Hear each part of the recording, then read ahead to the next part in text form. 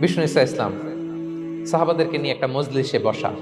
হঠাৎ করে তিনি বললেন, ইয়াতলুউ আলাইকুমুল আনা রাজুলুন মিন আহলিল জান্নাহ। ঠিক এখনই একজন এসে এই মজলিসে তোমাদের মধ্যে বসবে, সে জান্নাতি। সে কি? এটা শোনার পরে তো সব সাহাবারা নড়ে চড়ে বসলো। কি রে, রাসূল সাল্লাল্লাহু আলাইহি ওয়াসাল্লাম একজনকে জান্নাতের অ্যানাউন্সমেন্ট দিচ্ছে, কে সে, কি তার আমল? তো দেখা গেল এক আনসারী সাহাবা প্রবেশ করেছে, তার জুতা দুইটাকে বগল দাবা করে, কিন্তু কেউ তারে চিনে না। তারা যে এক্সপেকটেশন করছিল যে খুব আল্লাহওয়ালা এমন কেউ আসবে, না, সাধারণ, চিনে না কেউ তাকে। সবাই অবাক হলো যে কি তার আমল, রাসূল সাল্লাল্লাহু আলাইহি ওয়াসাল্লাম তাকে জান্নাতি বলে ঘোষণা দিয়েছে। কিছুদিন পরে আবারও আরেক মজলিসে রাসূল সাল্লাল্লাহু আলাইহি ওয়াসাল্লাম বললেন, ইয়াতলুউ আলাইকুমুল আনা রাজুলুন মিন আহলিল জান্নাহ। এখন একজন লোক আসবে, সে জান্নাতি। সবাই আবার নড়ে চড়ে বসলো, খেয়াল করলো, দেখি কে আসে, দেখি কে আসে। দেখলো আবার সেই আনসারী সাহাবী আসলো। সবাই তো অবাক। তার কিছুদিন পরে আরেক মজলিসে রাসূল সাল্লাল্লাহু আলাইহি ওয়াসাল্লাম বললেন, ইয়াতলুউ আলাইকুমুল আনা রাজুলুন মিন আহলিল জান্নাহ। এক লোক আসবে এখন, সে জান্নাতি। সবাই অবাক, দেখি কে আসে। আবার সেই আগের লোকটি আসে। সুবহানাল্লাহ। সাহাবীরা অবাক। সবচেয়ে বেশি অবাক হয়েছেন আব্দুল্লাহ ইবনে আমর ইবনে আল-আস রাদিয়াল্লাহু তাআলা। তিনি অবাক হলেন, ঘটনা কি? কারো ব্যাপারে তো নবীজি এমন বলেন না। কি তার আমল, কি তার গোপন রহস্য, দেখি তো খুঁজে বের করা যায় কিনা। তিনি ওই সাহাবীর বাড়িতে গেলেন, যে কৌশল করে একটা কথা বললেন, প্রিয় ভাই, আমি তোমার ঘরে মেহমান হতে চাই।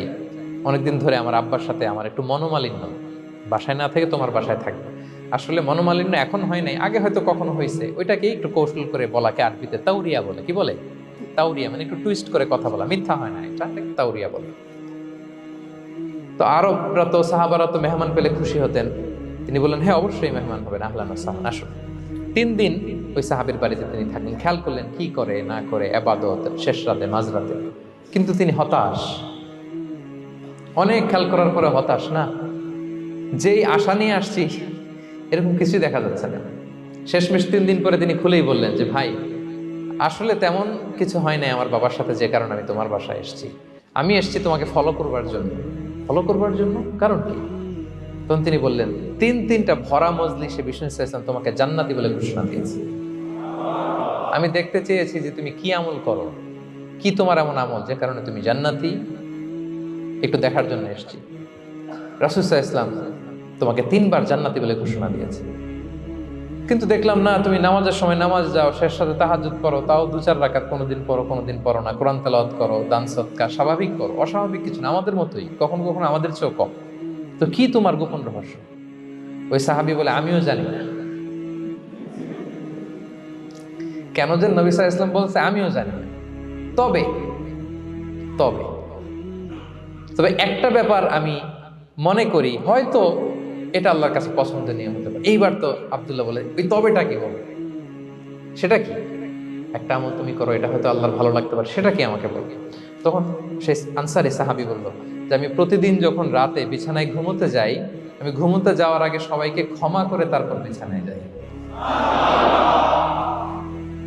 আমি কারো ব্যাপারে আমার অন্তরে, আমার হৃদয়ে কোনো হিংসা, বিদ্বেষ, ক্ষোভ, রাগ পেলে পুষে রাখি না।